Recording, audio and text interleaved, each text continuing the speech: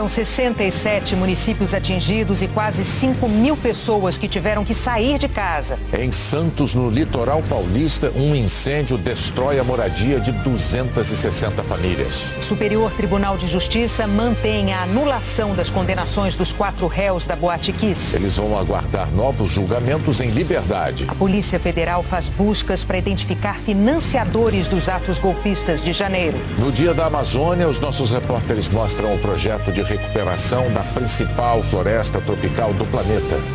Em 1 minuto no Jornal Nacional. Subiu para 21 o número oficial de mortos na passagem de um ciclone extratropical pelo Rio Grande do Sul. Milhares de pessoas foram afetadas e vários municípios ficaram ilhados. A correnteza arrastou pelo menos 10 casas no município de Santa Teresa, na Serra Gaúcha. A rapidez e a força da água surpreenderam os moradores. Eu estou me sentindo muito mal, muito, porque eu tenho 76 anos. Trabalhei uma vida inteira para a gente poder ter, né? Não tinha uma casa super boa, não faltava nada. E você foi. Seu Ademir perdeu tudo. Ele, que vive de construir casas, não sabe como reconstruir a vida dele. Sua casa aí tem como recomeçar? Não tem mais como. Aqui em Santa Teresa, o rio Taquari começou a baixar na tarde desta terça-feira e o que a gente vê por aqui é um cenário de destruição. De ontem para hoje, a situação piorou muito. Ontem, a Defesa Civil registrou 42 municípios atingidos. Hoje, o número já subiu para 67. O trânsito na BR-386, principal ligação entre a capital gaúcha e o norte do estado, foi interrompido no início da manhã. Aqui nesse trecho, o rio Taquari cobriu todas as pistas da rodovia. Nenhum carro e nem caminhões conseguem passar. Sem condições de passar aqui, né? Temos que ficar parado, né? Esperando ver o que vai acontecer, né? Os municípios de Lajeado e Estrela, que são separados pelo rio Taquari, estão debaixo d'água. Aqui, o rio chegou a 29 metros e 59 centímetros, 17 acima do nível normal. É o segundo maior índice da história. Só perde para a enchente de 1941. Ainda na região do Vale do Taquari, moradores de Roca Salles ficaram ilhados e precisaram ser retirados de helicóptero.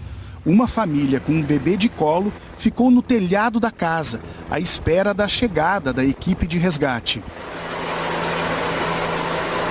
A 20 quilômetros dali, o município de Mussum também está debaixo d'água. Desde ontem, o acesso à cidade está interrompido. Esta tarde, a Defesa Civil e o Corpo de Bombeiros conseguiram chegar ao local e encontraram 15 corpos. O total de mortos no estado chega a 21. Eu quero assegurar aqui à população que a gente está trabalhando com toda a dedicação. Mobilizamos, falei hoje de manhã com o ministro da Defesa, com o ministro da Integração, com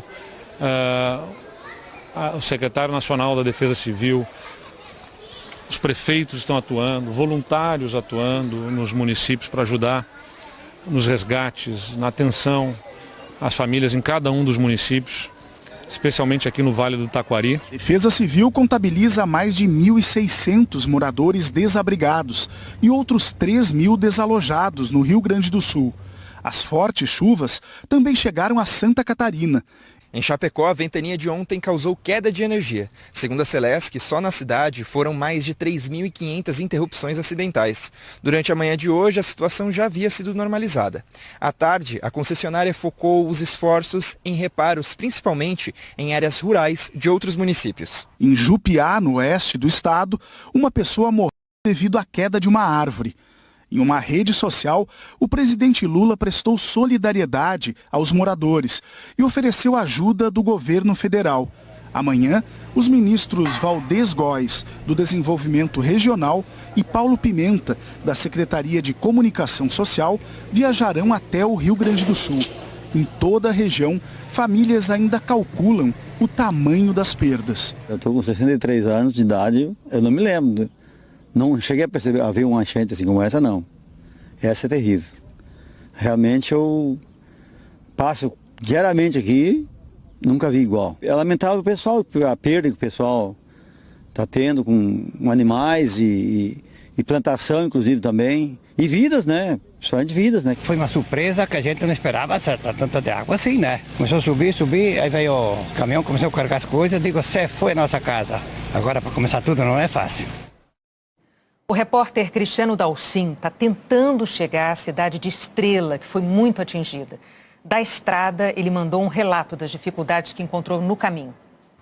Nós estamos em cima de um barranco na BR-386, rodovia que liga Porto Alegre à cidade de Estrela de Lajeado, onde tentamos chegar desde o início da tarde e não conseguimos. Buscamos caminhos alternativos, outras BRs, desvios, todos eles, os rios transbordaram, invadiram essas pistas dessas estradas e não conseguimos ir adiante. Aqui, nesse local, não tem energia elétrica, sinal de celular é bastante fraco e aqui atrás tem dezenas de caminhões que estão estacionados desde o início da manhã, quando a rodovia BR-386 foi interrompida pelo avanço do rio. Eu conversei com um dos caminhoneiros há pouco, ele não quis gravar entrevista, mas ele está bem pertinho de casa, está a 15 quilômetros de Arroio do Meio, onde está a família.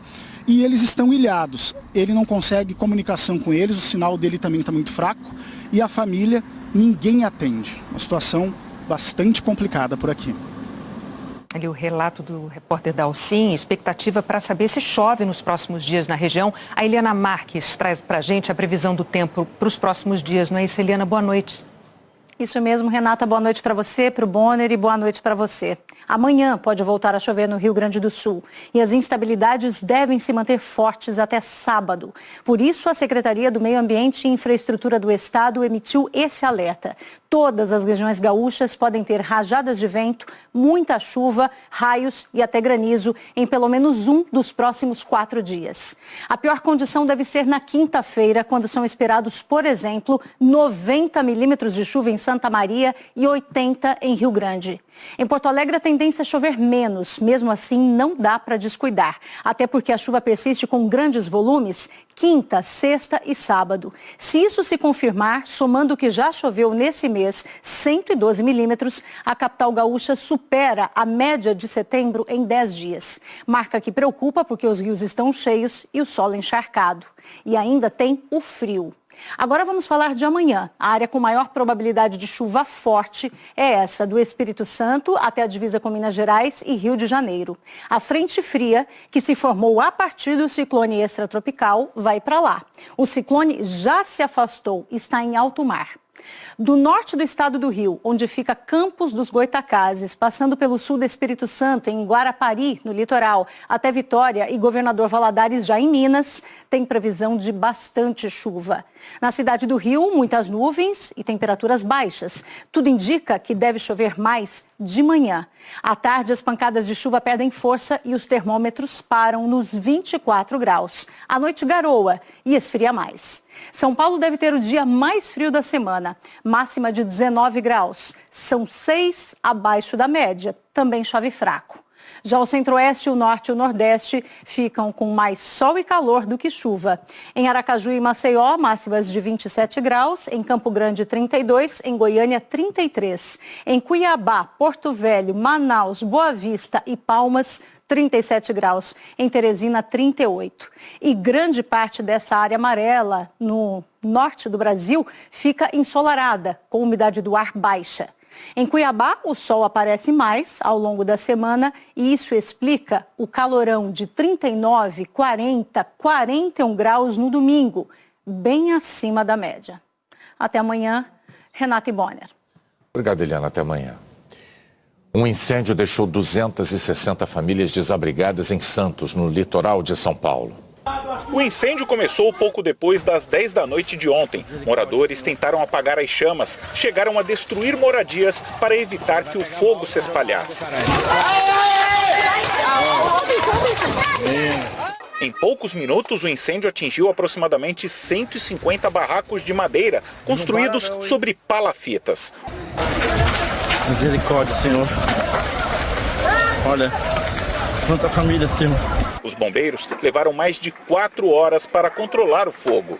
Hoje de manhã, os moradores da Vila Gilda voltaram para a comunidade para ver o que restou. Quando a gente está começando a conseguir um emprego, graças a Deus, né, para começar a pagar as contas, pagar as dívidas, começar a ter uma vida melhor, uma vida mais digna, acontece isso.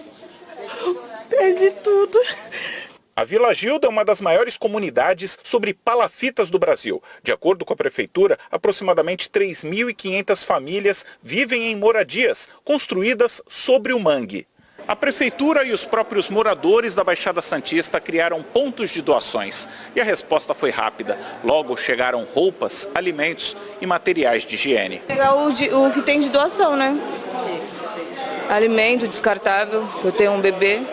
A prefeitura decretou situação de emergência e vai dar um auxílio para quem perdeu tudo. Para que elas possam começar a pagar o aluguel e também adquirir bens que foram perdidos no valor de R$ 1.200 e a partir também da locação, de apoio para locação no valor de R$ 600. O boletim médico divulgado hoje sobre o estado de saúde do ator Kaique Brito informa que ele vai ficar sedado até quinta-feira para se recuperar dos 2 procedimentos cirúrgicos de ontem no Hospital Copa-Dor. Os médicos fixaram ossos da pelve e do antebraço do ator. Kaique foi atropelado no último sábado. O baixista do grupo Ultraje a Rigor está internado na UTI do Hospital São Luís, em São Paulo. Rinaldo Oliveira Amaral, o Mingau, está em coma induzido. Os médicos estão monitorando a pressão intracraniana depois que conseguiram conter o sangramento. Mingau foi baleado na cabeça no sábado em Paraty, no estado do Rio. O incêndio que matou 242 pessoas na Boate Kiss vai ter um novo julgamento. Por 4-1, a 6ª turma do Superior Tribunal de Justiça decidiu manter a anulação do júri que tinha condenado 4 réus pela tragédia na cidade gaúcha de Santa Maria. Parentes das vítimas e sobreviventes da tragédia foram mais uma vez até Brasília para acompanhar o julgamento. Um recurso do Ministério Público Gaúcho pedia a manutenção do júri, anulado pelo Tribunal de Justiça em agosto do ano passado. Hoje é meu aniversário, eu estou aqui perdendo mais vida com isso e todos nós estamos profundamente abalados e em busca de uma resposta, né? E não é uma resposta para nós vítimas diretas, indiretas, é uma resposta para o futuro. O STJ começou a julgar o recurso contra a anulação do julgamento da Kiss em junho. Naquela sessão, o relator, ministro Rogério Schietti Cruz, votou por restabelecer o júri. Mas a sessão acabou suspensa porque os ministros Sebastião Reis Júnior e Antônio Saldanha Palheiro pediram vistas. Na sessão de hoje, os dois votaram pela anulação do julgamento. Eles concordaram com alguns dos argumentos da defesa, que apontou irregularidades que invalidaram o júri. Um deles foi a escolha dos jurados fora do prazo legal. Jamais qualquer dos sorteios poderia ter sido realizado em prazo inferior ao estipulado em lei, sob pena de cerceamento do exercício pleno do direito de defesa, que é a causa de nulidade absoluta. Outro ponto que levou à anulação do julgamento foi a realização de uma reunião entre o juiz e os jurados, sem a presença do Ministério Público e das defesas. Não há aqui nenhuma eiva de suspeita sobre o juiz, que segundo consta aqui, o juiz capacitado, mas sempre fica a dúvida do que é que se teria conversado nessa reunião. Em dezembro de 2021, os sócios da boate, Alessandro Spor e Mauro Hoffman, e os músicos da banda Gurizada Fandangueira, Luciano Bonilha Leão e Marcelo de Jesus dos Santos, foram condenados, com penas que iam de 18 a 22 anos e meio de prisão, por homicídio qualificado de 242 pessoas e tentativa de homicídio contra outras 636, que ficaram feridas ou com a saúde abalada. Mas eles ficaram apenas 8 meses presos. Depois da decisão do STJ, o Tribunal de Justiça Gaúcho chegou a marcar o novo julgamento para 20 de novembro. Mas, no fim da tarde, um despacho cancelou a data, alegando necessidade de ajustes nas áreas técnicas. Ainda segundo o documento, uma nova data deve ser agendada em breve. O Ministério Público disse que não pretende apresentar recursos e que concorda com o novo júri. Isso já era para estar julgado há muito tempo. Isso já é uma forma de injustiça. Nós temos a absoluta convicção que há uma necessidade de que a sociedade gaúcha decida finalmente a questão que envolve o caso Kiss, para que os familiares possam virar essa triste história das suas vidas e da história do povo gaúcho. Em Santa Maria, parentes e amigos das vítimas acompanharam o julgamento em um telão na Praça Central e ficaram desapontados com a decisão. A sensação que eu tenho é que hoje, dia 27 de janeiro de 2013, que o Luciano morreu de novo hoje, que a Gabriela morreu de novo, que a Janaíne morreu de novo, que todo mundo morreu hoje de novo, que nós morremos de novo. É uma tristeza absoluta pensar que alguém, chega a ser quase ingênuo, que alguém ache que o que define a decisão desses juízes não são as 242 pessoas mortas, as fotos que eles viram do massacre que foi dentro daquela boate. A seguir, o resgate de mais de 500 trabalhadores em situação semelhante à escravidão. A Polícia Federal faz nova operação para identificar financiadores dos atos golpistas de janeiro. Uma operação conjunta do Governo Federal, o Ministério Público e da Defensoria Pública da União resgatou, no mês de agosto, mais de 500 trabalhadores em situação semelhante à escravidão. Essas são as mãos de quem há 10 anos trabalhava nesta carvoaria em Itapirapuã, no interior de Goiás.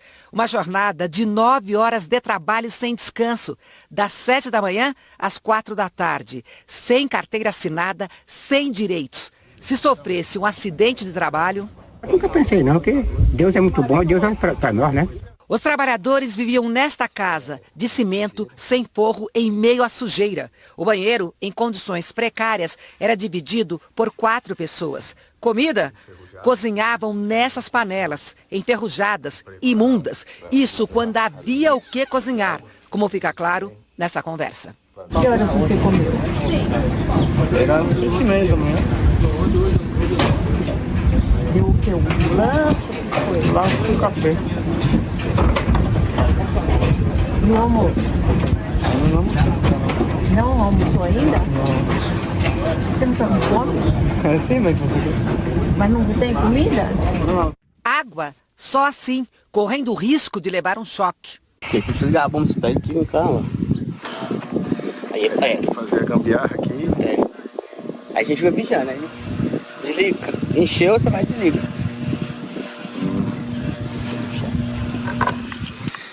E se der um choque aí, como é que faz? Uai, aí na misericórdia de Deus, né? Casos como esse, que seguem acontecendo em 2023, motivaram mais uma operação conjunta do Ministério do Trabalho, Ministério Público do Trabalho, Ministério Público Federal, Defensoria Pública da União, Polícia Federal e Polícia Rodoviária Federal. A operação, realizada em agosto, resgatou 532 trabalhadores em situação semelhante à escravidão. Foram feitos resgates em 15 estados. O maior número de casos foi em Minas Gerais, seguido de Goiás, São Paulo, Piauí e Maranhão. A maior parte dos resgates foi na área rural, em locais de cultivo de café e alho, por exemplo. Na área urbana, foram encontrados casos de trabalho semelhante à escravidão em restaurantes, oficinas de costura e construção civil. Desde o início do ano, já são mais de 2.000 resgates, o que confirma a necessidade de novas operações até uma solução definitiva. O fim do trabalho em condições semelhantes à escravidão. Não é possível que a gente continue tendo instituições, empresas, pessoas físicas que coloque um ser humano, um próximo sujeito ao trabalho análogo à escravidão. Isso é uma agressão aos direitos humanos, isso é inaceitável. Nós precisamos dar um basta nisso. O que precisamos provocar na sociedade é a indignação e dizer, chega, basta, não é possível. O parecer do relator da CPI das Americanas, deputado Carlos Chiodini, do MDB, indica que houve fraude nos balanços com possível participação de ex-executivos e ex-diretores, mas não apontou responsáveis, alegando que os 4 meses foram insuficientes para obter provas de acusação. Em janeiro, a Americanas entrou em recuperação judicial depois de declarar inconsistências fiscais de 20 bilhões de reais e uma dívida de 43 bilhões. O Ministério Público e a Polícia Federal continuam investigando. A Câmara dos Deputados aprovou um projeto para limitar os juros rotativos do cartão de crédito. A partir da publicação da lei, as administradoras teriam 90 dias para apresentar uma proposta de regulamentação. Do contrário, o banco só vai poder cobrar até o dobro da dívida inicial do cartão, já incluídos os juros e os encargos. Mas essa proposta ainda precisa ser aprovada no Senado. A Febraban declarou que atua com o governo e com o Congresso para enfrentar o alto custo do crédito, mas que é preocupante a adoção de limites oficiais de preços. A Federação Brasileira de Bancos emitiu um alerta para o crescimento do chamado golpe do 0800. A mensagem enviada por SMS parecia um cuidado do banco com o cliente. Pedia para ligar o número 0800 caso não reconhecesse a compra. O Ricardo de Santa Catarina ligou. Do outro lado da linha, uma central de atendimento como se fosse do banco dele, mas eram bandidos. É um call center perfeito, com o atendente falando igual ao atendente normal, extremamente bem treinado. Depois ele falou assim, eu vou enviar um link para você pelo WhatsApp, eu recebi pelo WhatsApp com a logomarca do banco no WhatsApp, cliquei naquele link e cliquei em confirmar e na hora eu não percebi que era um link copia e cola. Quando eu percebi, eu tinha perdido R$900, então foi que eu entendi que o golpe aconteceu naquela hora e que meu cartão não tinha sido clonado. Uma mensagem parecida chegou ao celular da dona Irineia aqui no Rio. E o Carlos não deixou a mãe de 88 anos ligar. Quando eles mandam a mensagem, mandam você ligar para o 0800. Aí você liga e eles te explicam que você fez uma compra, se não foi você, tem um procedimento para estornar, mas tem uma taxa que você tem que pagar. Queriam uma taxa de R$500. Michele também quase caiu no golpe da mensagem falsa do banco, que queria R$14 mil para evitar que ela tivesse os bens penhorados. E aquilo me deixou um pouco nervosa. E eu acabei clicando no 0800, ligando de volta. E eu fiquei muito surpresa, porque quando eu liguei e a pessoa atendeu, me pareceu ser um telemarketing. Você é a Michele Correia de Oliveira, né, o CPF tal. Custei, mas um tempo depois eu realmente identifiquei que era um golpe. A novidade desse golpe aplicado pelo 0800 é que esse prefixo ajuda a confundir o cliente. Eu vou ligar para o número que foi enviado por SMS. Do outro lado, uma central de atendimento que muitas vezes não parece, mas é falsa. Bem-vindo à central de atendimento. Para atendimento pessoa física, digite 1. Para atendimento pessoa jurídica, digite 2. O número e a variedade de golpes usando o 0800 aumentaram tanto nos últimos meses no país que a Febraban decidiu emitir um alerta. Caso você receba qualquer mensagem no seu celular com o número 0800 ou qualquer outro tipo de comunicação pedindo para você entrar em contato para falar sobre alguma transação, não ligue no telefone que você recebeu nessa mensagem ou qualquer outro link, seja ele de internet, etc. Você deve buscar o seu banco através dos contatos que você normalmente utiliza, seja o site ou os telefones com os quais você fala com o seu gerente ou com a central de atendimento. A Anatel afirmou que um grupo antifraude formado por empresas de telecomunicações e instituições financeiras identifica esses casos e bloqueia os números 0800 denunciados. A Polícia Federal realizou uma nova fase da Operação Lesa Pátria para identificar financiadores dos atos golpistas de janeiro.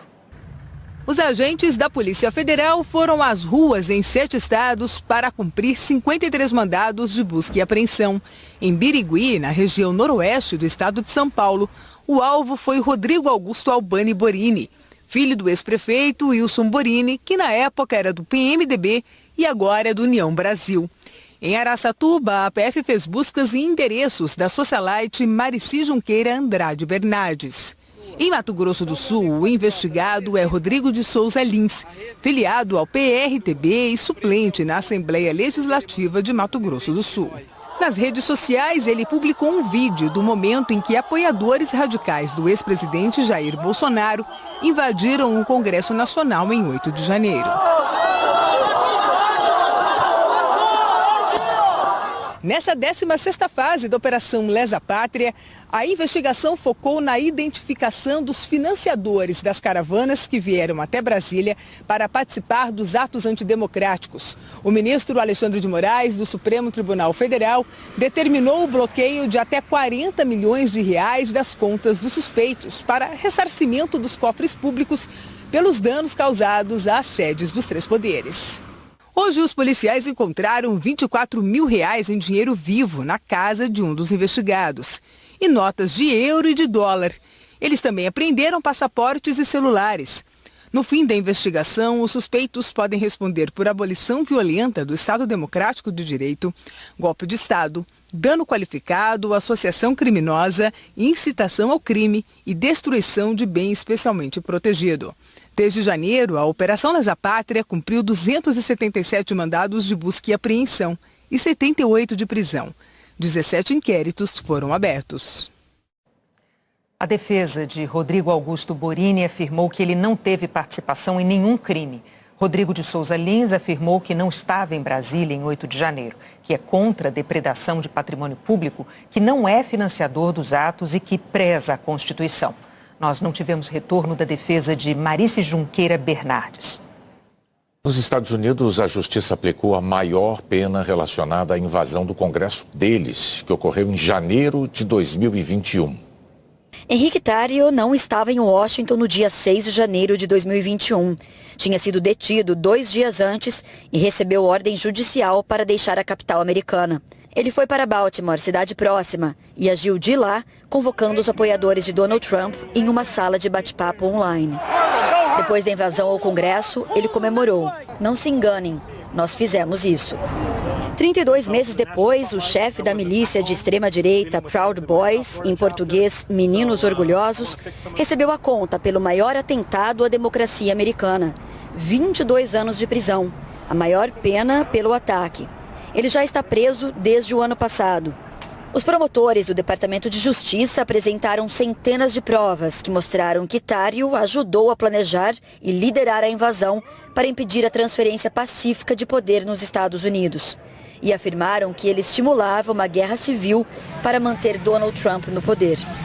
A defesa negou que a intenção de Tarrio fosse derrubar o governo dos Estados Unidos e alegou que foram as palavras do ex-presidente Donald Trump que incitaram a multidão a invadir o Capitólio.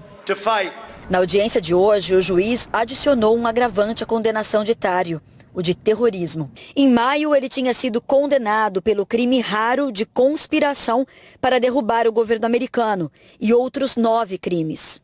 Esta é a maior investigação da história do Departamento de Justiça. Mais de 1.100 pessoas foram acusadas por algum crime ligado ao 6 de janeiro, incluindo o ex-presidente Donald Trump, que virou réu no mês passado, acusado de conspirar para mudar o resultado da eleição de 2020. Até agora, quase 800 pessoas foram condenadas e mais de 600 tiveram a pena definida. Quase 400 foram condenadas à prisão por atentar contra a democracia americana. O ex-procurador federal e professor da Universidade de Notre Dame, Jimmy Guruli, defendeu que a responsabilização é crucial para a democracia. As pessoas estão sendo responsabilizadas nos níveis mais altos e nos mais baixos. Eu espero que isso envie uma mensagem positiva a outros países, incluindo o Brasil, sobre a importância da responsabilização e que possa dissuadir futuros atos de violência e ataques à democracia. A seguir, o primeiro treino da seleção convocada pelo técnico Fernando Diniz para as eliminatórias da Copa. No Dia da Amazônia, um projeto de recuperação da principal floresta tropical do planeta. O Cruzeiro tem novo técnico. Zé Ricardo assume o time que está em 12º lugar no Campeonato Brasileiro.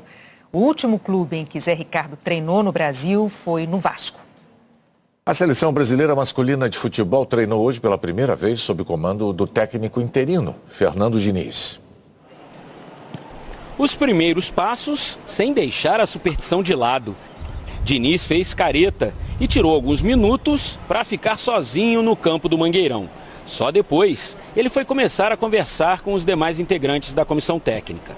O treinador interino terá pouco tempo de trabalho para preparar a equipe. Serão apenas 3 atividades antes da estreia nas eliminatórias para a Copa do Mundo na sexta-feira contra a Bolívia. Pouco tempo para implementar uma ideia de jogo tão diferente daquilo que era nosso habitual, né? Porque é um jogo de muita movimentação, um jogo muito pouco posicional, que era o que nós estávamos habituados, tanto aqui na seleção quanto na maioria dos clubes, eu diria, europeus. O lateral Danilo faz parte do grupo de veteranos da seleção, assim como Casemiro, Marquinhos, Richarlison e Neymar, que reapareceu. O atacante não joga pelo Brasil desde a derrota nos pênaltis para a Croácia no Catar. Esse ano, além de enfrentar a Bolívia, o Fernando Diniz ainda vai dirigir a seleção em mais 5 partidas, todas pelas eliminatórias, incluindo os 2 principais rivais, o Uruguai e a Argentina, atual campeã mundial. O treino de hoje contou com 22 dos 23 convocados. Gabriel Jesus, chamado ontem para a vaga de Antony, só chegou essa noite a Belém. Foram 33 minutos abertos para a imprensa no treino de hoje. Desse grupo que está aqui, a maioria nunca havia trabalhado com o novo técnico. E o que eu mais gostei, talvez, das palavras que o Diniz usou hoje na reunião com a gente, foi ele falar que, primeiro, ele quer fazer com que os seres humanos, jogadores de futebol, se sintam bem, se sintam à vontade. A próxima Copa terá 48 participantes. Por isso, as vagas na América do Sul aumentaram. São 10 países na disputa e os 6 primeiros das eliminatórias se classificam. O 7º colocado terá outra chance numa repescagem. Para o Brasil, que esteve em todas as 22 edições do Mundial, o caminho está ainda mais fácil. Moradores de uma favela de São Paulo ganharam um endereço digital. Essa tecnologia dá acesso a algo que deveria ser básico, né? Receber encomendas e correspondências em casa. A conta do telefone não chegou. Sujou meu nome e tive que pagar a fatura, mais os juros de atrasos, devido a não chegar na minha residência por falta de CEP. Também não veio a encomenda do vizinho. A última chuteira mesmo que eu pedi, que eu encomendei, tive que andar mais ou menos uma distância de 800 metros, para mim estar pegando minha encomenda, porque não tinha CEP aqui na região. Não ter um CEP oficial pode dificultar até o acesso a um serviço de saúde. Eu cuidava de uma senhora de 92 anos e ela era acamada. E muitas vezes eu precisei da ambulância, mas só que o CEP daqui nunca batia, né? E a gente pedia, chamava e ficava um ponto de referência e tal, e a gente nunca conseguia chegar. Com o apoio de empresas de tecnologia, a ONG Gerando Falcões mapeou as casas da favela do Guarani na zona leste de São Paulo. Cada uma recebeu um endereço digital que pode ser acessado por empresas que adotam essa tecnologia gratuita. Os endereços digitais são formados por letras, símbolos e números. Usando o código no aplicativo de mapas, por exemplo, ele aponta um endereço exato.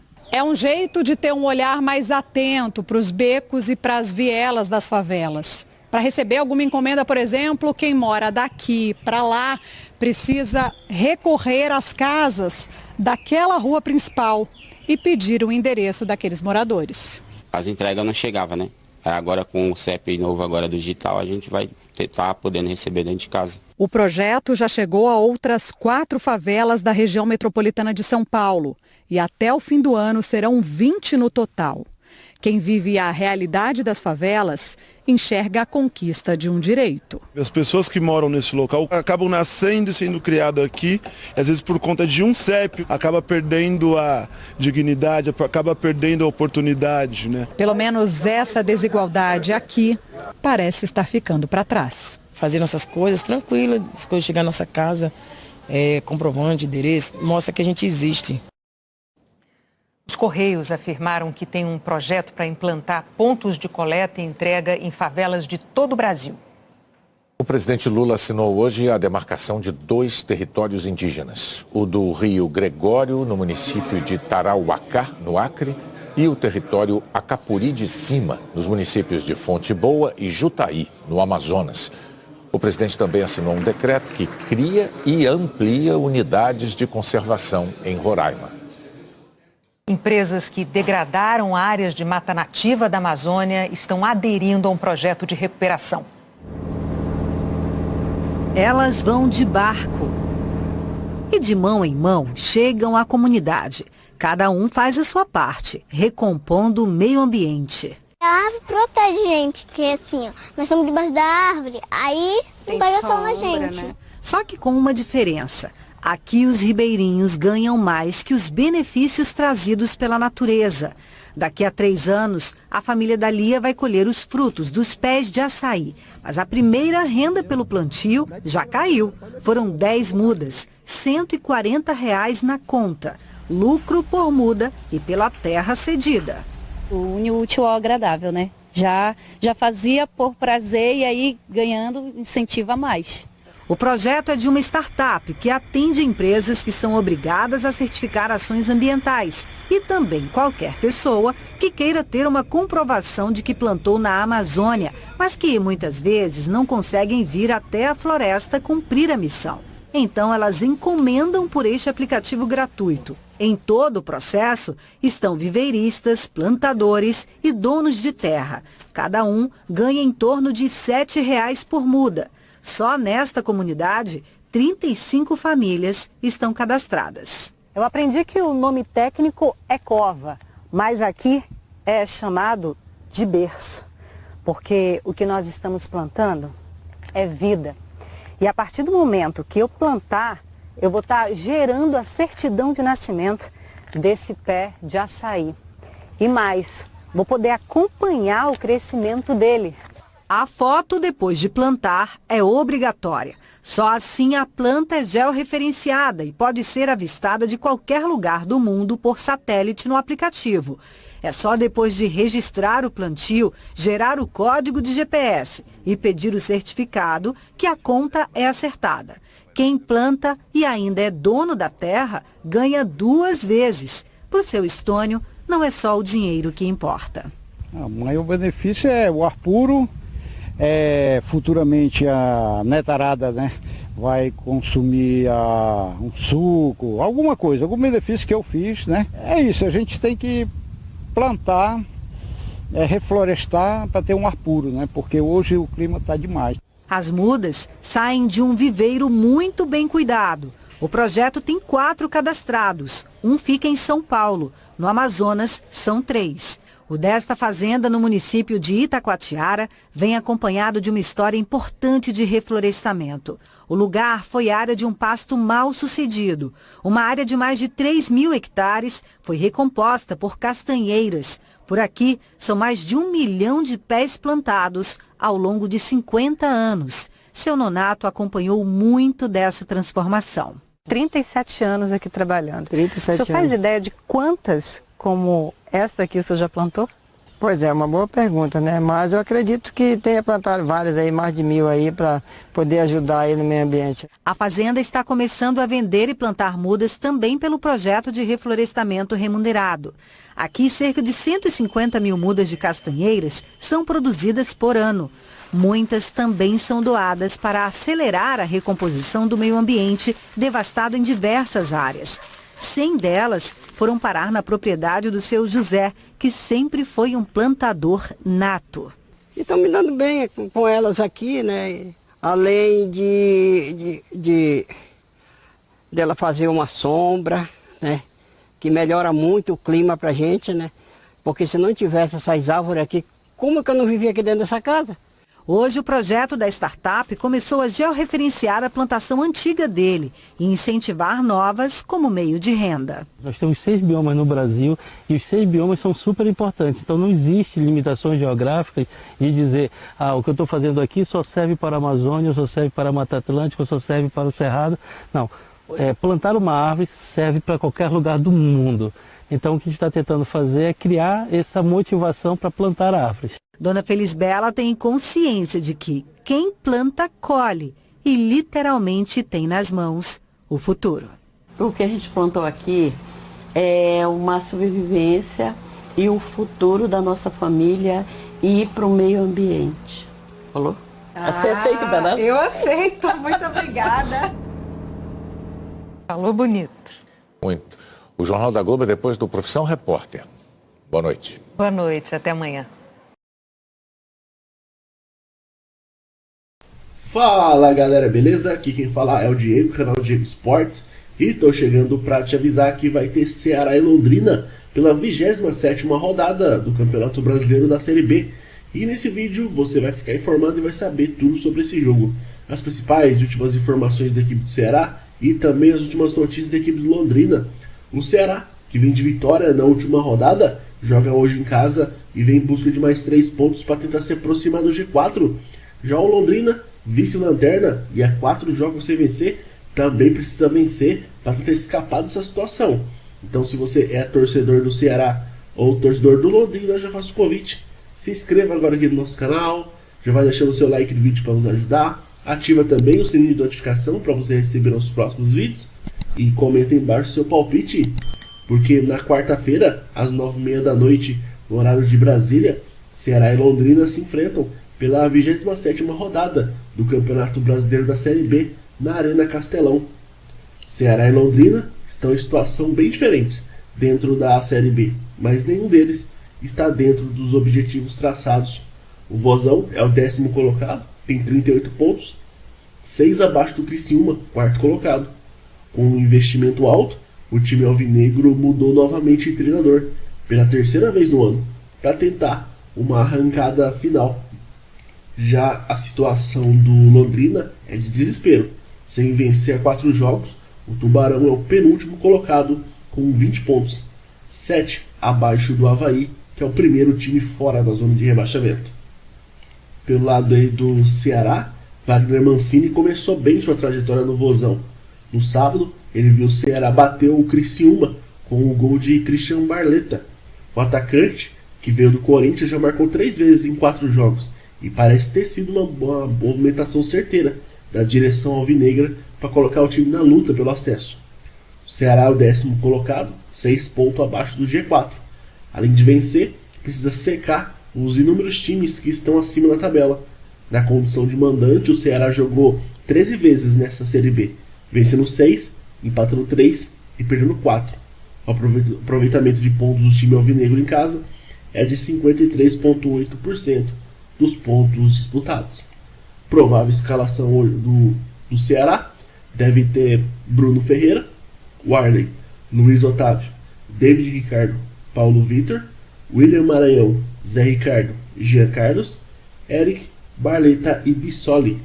Já pelo lado Londrina, os nervos estão à flor da pele no Londrina, que empatou em casa com o Tombense e chegou a 4 jogos sem vitória dentro da Série B. Nas últimas 9 partidas disputadas, a equipe paranaense venceu apenas 1.